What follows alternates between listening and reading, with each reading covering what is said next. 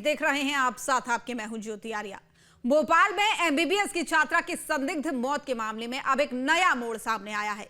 Police को छात्रा के मोबाइल से एक कथित सुसाइड नोट मिला है। सुसाइड नोट के बारे में दावा किया जा रहा है कि छात्रा रोशनी कलेश पढ़ाई के दबाव में थी।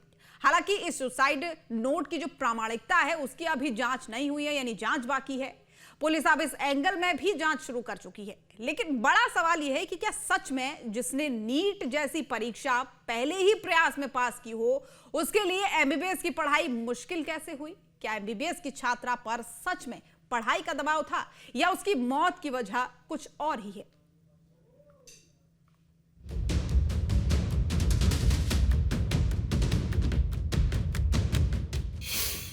एमबीबीएस छात्रा की मौत के मामले में नया मोड़। छात्रा के मोबाइल से मिला कथित सुसाइड नोट। क्या एमबीबीएस की टफ पढ़ाई के दबाव में थी छात्रा? एमबीबीएस छात्रा रोशनी की संदिग्ध मौत के मामले में हर रोज कोई न कोई नया मोड़ सामने आ रहा है। एक बार फिर रोशनी की मौत से जुड़ी गुत्थी उलझ गई है। 10 फरवरी को हुई संदिग्ध मौत के मामले में रोशनी कलेश का कथित सुसाइड नोट मिला है। सुसाइड नोट में पढ़ाई के बढ़ते दबाव का जिक्र है। नोट में यह भी लिखा है कि नीट का एग्जाम मेडिकल की पढ़ाई से कम टफ है। हालांकि पुलिस का दावा है कि मोबाइल को एफएसएल भेजा गया है, क्योंकि जांच के बाद ही सुसाइड नोट की टाइमिंग और प्रामाणिकता की सच्चाई सामने आ पाएगी। अब सवाल उठता है कि आखिर सुसाइड नोट अभी कैसे मिला? 10 फरवरी को रोशनी की मौत हुई थी और अब 7 दिन बाद सुसाइड का एंगल सामने आ रहा है। जीएमसी के डॉक्टरों के मुताबिक मोबाइल के डिलीट डेटा को रिकवर करने पर रोशनी का एक नोट मिला, जिसे उसने कथित तौर पर मौत से कुछ घंटे पहले खुद को ही व्हाट्सएप किया था। माता पिता के नाम लिखे इस संदेश में पढ़ाई के दबाव के कारण आत्महत्या जैसा कदम उठाने की बात बताई जा रही है। पुलिस ने नोट जब्त कर लिया है और तकनीकी जांच जारी है।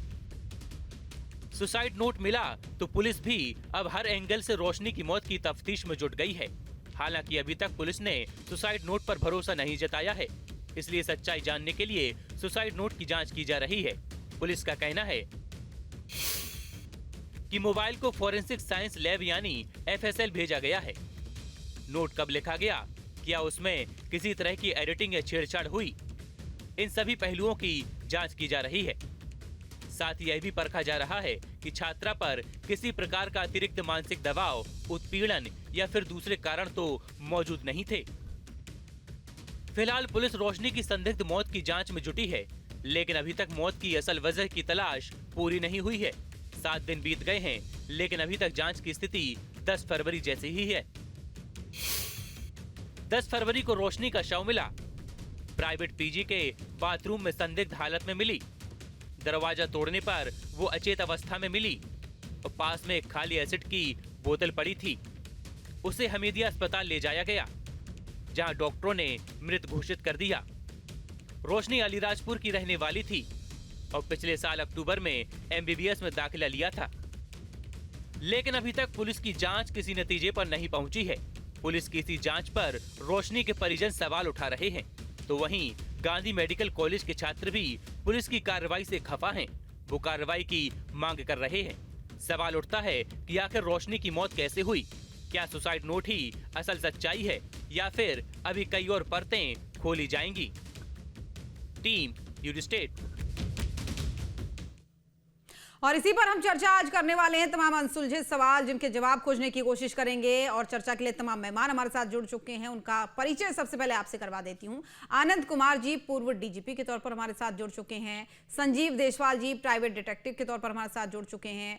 वरिष्ठ एडवोकेट सुप्रीम कोर्ट की गरिमा शर्मा जी भी हमारे साथ जुड़ चुकी है। आप सभी मेहमानों का बहुत बहुत स्वागत है। पहला सवाल आनंद कुमार सर आप ही से मैं लेना चाहूंगी, क्योंकि 10 फरवरी को ये पूरा मामला सामने आता है कि एक छात्रा कथित तौर पर बाथरूम के अंदर मृत अवस्था में पाई गई। अब उसके बाद सवाल एक ही था, क्या ये सुसाइड है, क्या ये मौत है? जांच चल रही थी। लेकिन अब जब इतने दिनों बाद सुसाइड नोट मिलता है, फिर भी सवाल वही आता है कि आखिर सुसाइड था या फिर क्या था?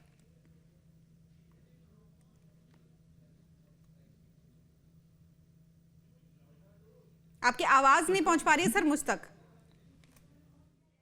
इन्वेस्टिगेशन में है और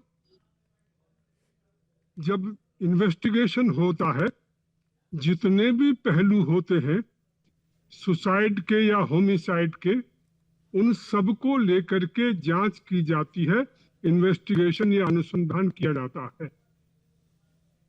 तो सभी पहलुओं से को ध्यान में रखते हुए पुलिस इन्वेस्टिगेशन कर रही होगी। और अभी तक जो भी आपने बताया है, सोशल मीडिया पर आया है, उसके माध्यम से पुलिस अभी तक किसी फाइनल कंक्लूजन पर नहीं पहुंची है। यदि कुछ सुसाइड नोट मिला भी है, उसकी सत्यता असत्यता को जांच करने के लिए एफएसएल लैब में मोबाइल भेजा जाएगा। उनके जो लॉस्ट जो उनका जो डेटा है उसमें से ये रिकवरी हुई है। ये कितना सही है कितना गलत है, ये एफएसएल की जांच होने के बाद ही पता लग पाएगा। परंतु क्योंकि पुलिस ओपन तरीके से इसका इन्वेस्टिगेशन कर रही है, वो किसी एंगल को खारिज नहीं कर रही, वो अभी तक किसी कंक्लूजन पर नहीं पहुंची है। तो मैं समझता हूं कि ये जो अप्रोच है पुलिस विभाग की या पुलिस के अधिकारियों की या इन्वेस्टिगेटिंग ऑफिसर्स की, वो अपने आप में उचित है। अपना माइंड ओपन रखते हुए जो भी एविडेंस मिलता है उसकी जांच की जाए, उसकी सत्यता को परखा जाए, एफएसएल जांच कराई जाए या मेडिकल के माध्यम से जो जांच हुई होगी, पोस्टमार्टम हुआ होगा, उसके माध्यम से भी अपने को जो इंजुरीज होंगी वो एंटीमॉर्टम है, पोस्टमार्टम है, उसका भी पता लगता है। उसके आधार पर भी हम उसको कंक्लूजन पर पहुंच सकते हैं। तो इस ढंग से सभी, और जो उनके क्लास में पढ़ने वाले बच्चे हैं, जो प्रोफेसर्स हैं, उनसे भी पूछताछ की जाएगी और उनसे भी पूछताछ करके कि यदि उस पर प्रेशर था तो वो उसने अपनी किसी मित्र को बोला होगा, कुछ कहा होगा, प्रोफेसर से भी बात होगी या क्या घटनाक्रम रहा है, तो वो सभी इन्वेस्टिगेशन के माध्यम से ही सामने आ सकता है। और इस रूप में पुलिस के द्वारा जो कार्रवाई की जा रही है अभी तक, जिस ढंग से जो आपके माध्यम से और सोशल मीडिया के माध्यम से पता चल रहा है, तो वो अपना ओपन रूप से इन्वेस्टिगेशन कर रही है।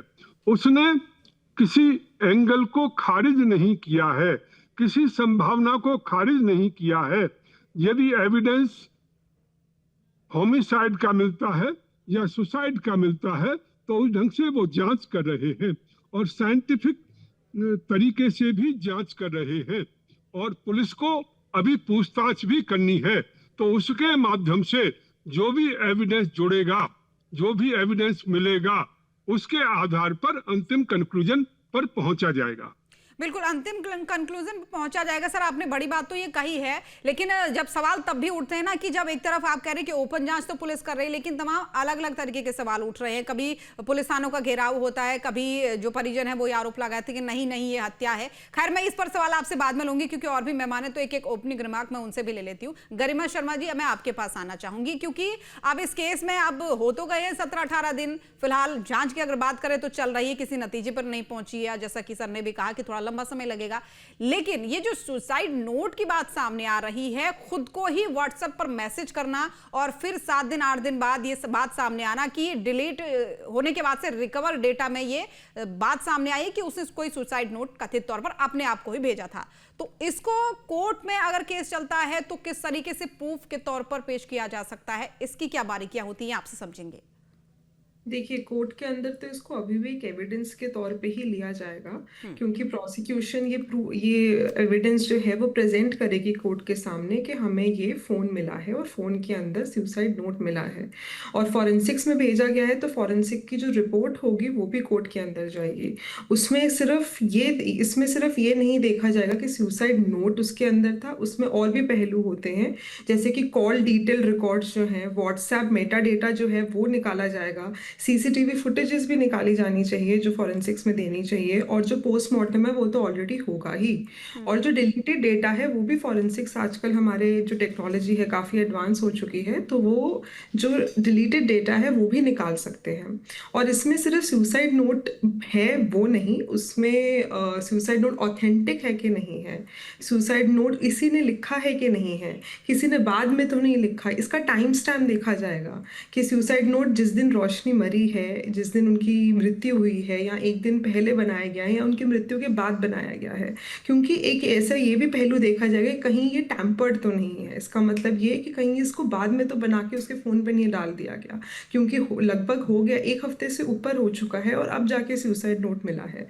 तो ये पहलू कोर्ट में देखे जाएंगे, और जो डिफेंस है वो ये चीज़ रेज भी कर सकता है, जो प्रोसिक्यूशन है वो भी रेज कर सकते हैं कि पुलिस की तरफ से इतना जांच में इतना डिले क्यों हो रहा है, फोन तो सबसे पहली चीज होती है जो रिट्रीव होनी चाहिए थी, बिल्कुल। उसमें 1 हफ्ते से ऊपर क्यों लग गया। बिल्कुल, ये बड़ी बात आपने कही। और जो बात आप कह रही थी कि कब का है, तो वही जो अभी बात सामने आ रही है गरिमा जी, वो ये बात सामने आ रही कि जब ये बात सामने आई, जब रोशनी का मृत शरीर उस बाथरूम के अंदर मिलता है, तो उससे कुछ घंटे पहले कहा जा रहा है, हालांकि कहा ही जा रहा है, ना कोई मैसेज अभी तक बाहर आया है और ना कोई ऐसी प्रमाणिकता उस चीज की है कि ये मैसेज उसी समय का है या खुद को ही भेजा गया है, कोई स्क्रीनशॉट नहीं, कुछ नहीं। बस ये अभी बात सामने आई है पुलिस की तरफ से जो रखी गई है कि डेड बॉडी मिलने से कुछ घंटे पहले उसने खुद को ये मैसेज किया था और डिलीट भी कर दिया था, उसके बाद से रिकवर किया गया है उनकी जांच में। फॉरेंसिक्स का बहुत इंपॉर्टेंट रोल होगा थ्रू आउट, और फॉरेंसिक्स की रिपोर्ट हम यही विश करते हैं कि जो फॉरेंसिक्स की रिपोर्ट है वो जल्द से जल्द आए, ताकि काफ़ी पहलू जो अभी एक सवाल खड़े कर रहे हैं उनका एक जवाब मिल पाए, और जो फैमिली को भी जवाब मिल पाए उस चीज़ का। चलिए ठीक है, मैं लौटूंगी आपके पास क्योंकि अन्य मेहमान भी जुड़े हुए हैं, संजीव जी भी जुड़े हुए हैं, लेकिन संजीव जी फिर मैं आपके पास साथ जोड़ूंगी। एक बार फिर से आनंद सर मैं आपका ही रुख करना चाहूंगी, क्योंकि मैं जिस बात को कह रही थी, आपने कहा था कि ओपनली जांच कर रही है और बहुत जल्दीबाजी नहीं, बल्कि थोड़ा समय लगेगा, हर एक एंगल से पुलिस जांच करे। लेकिन ये जो विश्वसनीयता पर सवाल उठते हैं बार बार, क्योंकि 2 दिन बाद ही फिर हमने खबर दिखाई थी जब डेड बॉडी मिली थी कि पुलिस जाती है उस हॉस्टल में, पूछताछ करती है लड़कियों को, अकेले मतलब कमरे में उनसे पूछताछ करती है, और जब उनसे वारंट मांगा जाता है तो फिर वो वारंट की बात कहती है, मतलब खुद जो सीनियर अधिकारी होते हैं वो ये कहते हैं कि भाई हर चीज के लिए वारंट की जरूरत नहीं होती, जितनी जरूरत उतना हमारे पास है। इस तरीके के कुछ वीडियो भी सामने आए जिससे पुलिस की विश्वसनीयता पर बार बार सवाल उठने लगते हैं, और इस केस में भी खासकर ऐसा ही हो रहा है। देखिए, इन्वेस्टिगेशन करने के लिए और कहीं जाने के लिए वारंट की कोई आवश्यकता नहीं होती। ये पता नहीं कहां से कंफ्यूजन है लोगों के मन में कि यदि पूछताछ करने भी पुलिस जा रही है तो वो वारंट लेकर के आए।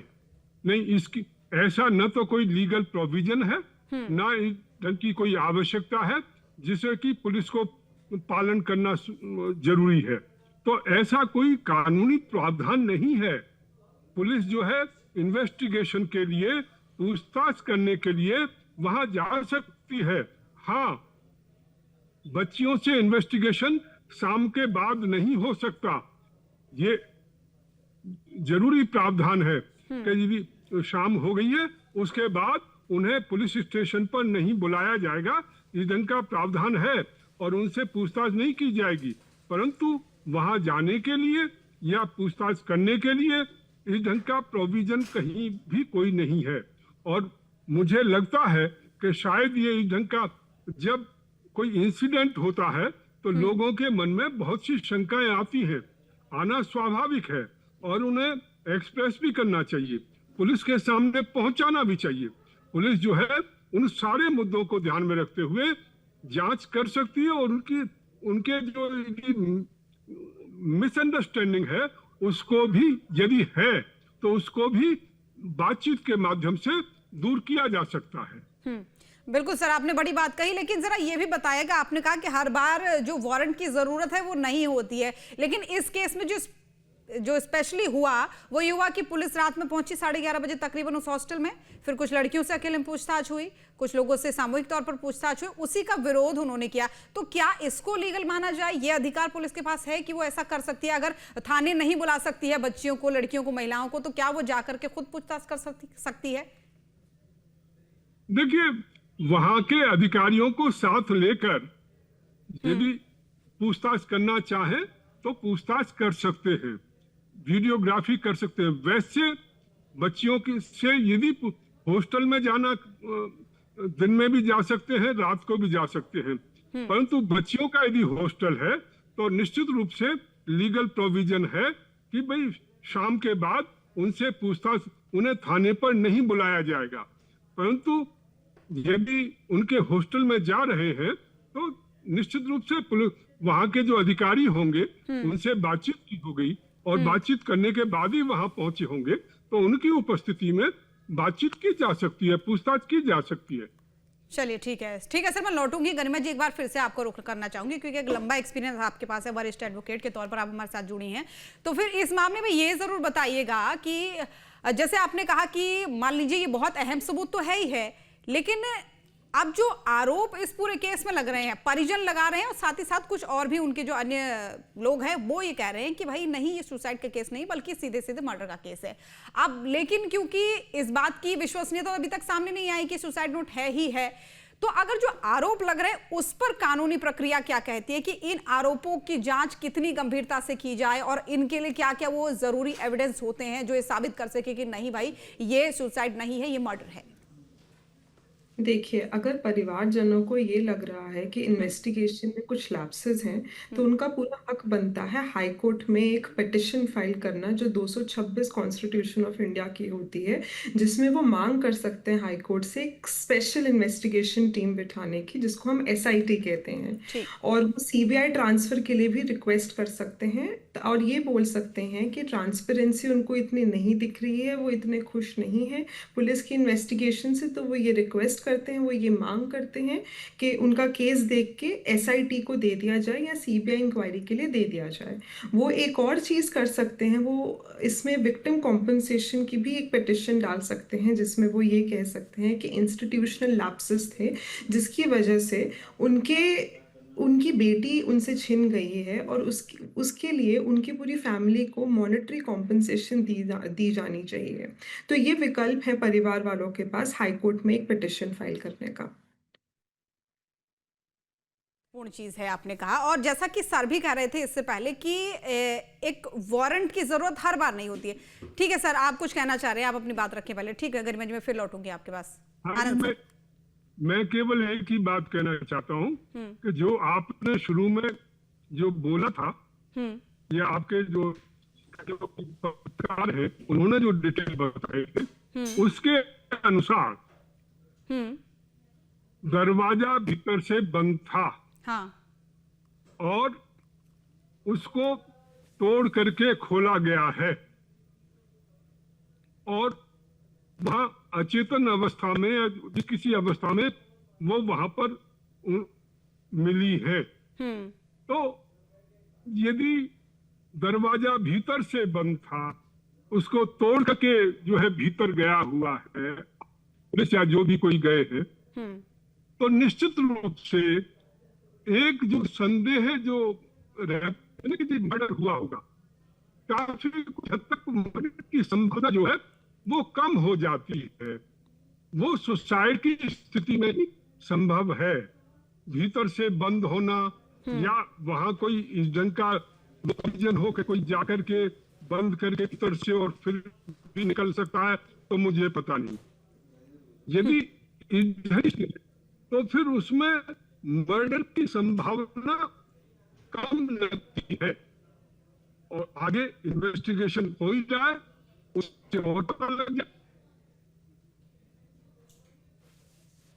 बिल्कुल सर, बिल्कुल आपकी आवाज में भी थोड़ा सा दिक्कत आ रही है। मैं समझ गई आपके पॉइंट को। आपने ये कहा कि अगर ये कहा जा रहा है कि भाई दरवाजा तोड़ करके किसी छात्रा के डेड बॉडी को बाहर निकाला जाता है, तो इसमें थोड़ा संभावनाएं ये बढ़ जाती हैं कि हो सकता है ये सुसाइड हो। हालांकि कुछ भी हम क्लियर नहीं कह सकते हैं क्योंकि जांच चल रही है और जब तक जांच चल रही है तब तक कुछ भी कहना पूरी तरीके से उचित नहीं होता है। गरिमा जी, एक बार फिर से आपका रुख करना चाहूंगी। जिस तरीके से आप इस पूरे केस की परिपाटी को अभी तक समझ पा रही हैं कि भाई दरवाजा अंदर से बनता ये कहा जा रहा है, हालांकि उसका कोई वीडियो अभी तक सामने नहीं आया, इसीलिए हम बहुत ज्यादा टिप्पणी इस पर कर भी नहीं रहे हैं।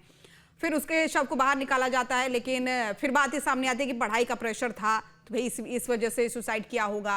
और अब बात आती है कि सुसाइड नोट सामने आए जो खुद को ही भेजा गया। लेकिन इन सब के बीच एक सवाल जो गहराता है, वो सवाल ये गहराता है कि भाई एक लड़की जो पहले अटेम्प्ट में नीट निकालती है और उसका सपना वही होता है कि उसको बनना है डॉक्टर, और वो उसी की तैयारी करती है। घर में हालांकि जिक्र करती है वो कि पढ़ाई थोड़ा सा मुश्किल पड़ रही है, लेकिन इतनी वो तनाव में नहीं थी पढ़ाई को लेकर, ये घर वाले कहते हैं। तो कितना वजनी आपको ये केस लगता है, या फिर क्या संभावना अभी तक आप इस केस में देख पा रही हैं कि कितना लंबा ये चल सकता है, कब तक न्याय मिल सकता है? देखिए, कितना लंबा चल सकता है, कब तक न्याय मिल सकता है, इस पे मैं कुछ कमेंट नहीं कर पाऊंगी, क्योंकि ये कोर्ट पर होता है, निर्भर करता है कि वकील जो होंगे उन पर निर्भर करता है।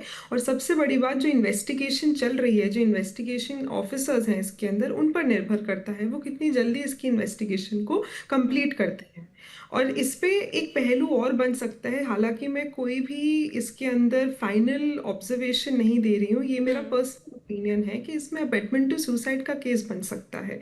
क्योंकि वो इंस्टीट्यूशन में थी, वो कॉलेज के अंदर थी, तो ये हो सकता है कुछ रैगिंग के पहलू हों और कुछ ऐसी। ठीक है, यानी आप कह रही है, मैं रोक रही हूँ, माफ कीजिएगा गरिमा जी, क्योंकि एक और मेहमान जुड़े हुए हैं। एक सवाल मैं जरूरी उनसे ले लूं, फिर समय भी थोड़ा सा कम होता है, मैं लौटूंगी आपके पास। संजीव देसवाल जी जुड़ चुके हैं प्राइवेट डिटेक्टिव के तौर पर। संजीव जी, बहुत महत्वपूर्ण सवाल आप ही से मैं पूछना चाहूंगी कि इस तरीके के एविडेंस की बात जब सामने आती है किसी भी केस में, उसकी सत्यता, उसकी जो रिकवरी की बात हो रही, कब तक वो रिकवर हो सकता है, मतलब जो महत्वपूर्ण पहलू हैं, आप क्या देख पा रहे हैं इसको लेकर? ये जो अभी कहा जा रहा है कि स्वयं को मैसेज भेजकर उसने सुसाइड नोट लिखा था, उसको बाद में रिकवर किया गया।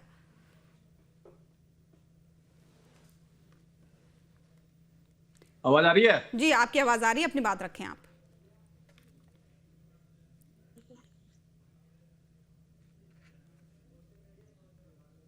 संजीव जी, देखिए, मैं ये कहना चाह रही कि जो सुसाइड नोट की बात सामने आ रही कि उसने स्वयं को मैसेज भेजा था और वो डिलीट कर दिया, फिर रिकवर के तौर पर आया, तो इसके महत्वपूर्ण पहलू क्या कहते हैं? क्या ऐसा हो सकता है? कब तक रिकवर डेटा किया जा सकता है?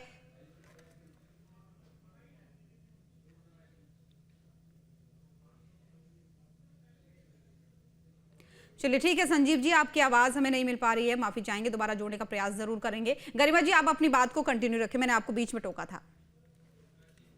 इतना ही कह रही थी कि इसमें अबेटमेंट टू सुसाइड का एक पहलू बन सकता है, क्योंकि वो बच्ची इंस्टीट्यूशन में थी, वो कॉलेज प्रेमाइसेस में थी जब वो ऐसी हालत में पाई गई। तो इसमें ये एक और रीजन हो सकता है, और ये चीज पहलू जो है वो आयोग पे डिपेंड करता है कि वो इस पहलू को भी देखे कि कहीं किसी ने उसकी रैगिंग तो नहीं करी, किसी हैरेसमेंट की शिकार तो नहीं बन गई थी बच्ची, जिसकी वजह से उसको सुसाइड कमिट करना पड़ा, क्योंकि वो अबेटमेंट टू सुसाइड के अंदर आ जाएगा फिर। तो ये पहलू भी इन्वेस्टिगेटिंग ऑफिसर को एक कंसिडर करना चाहिए।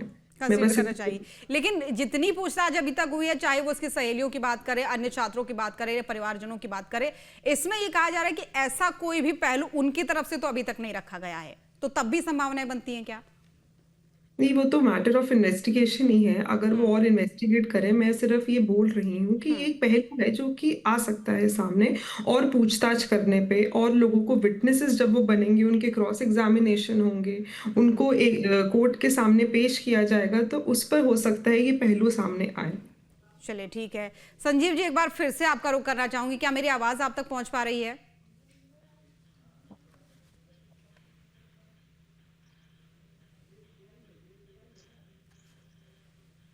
हेलो।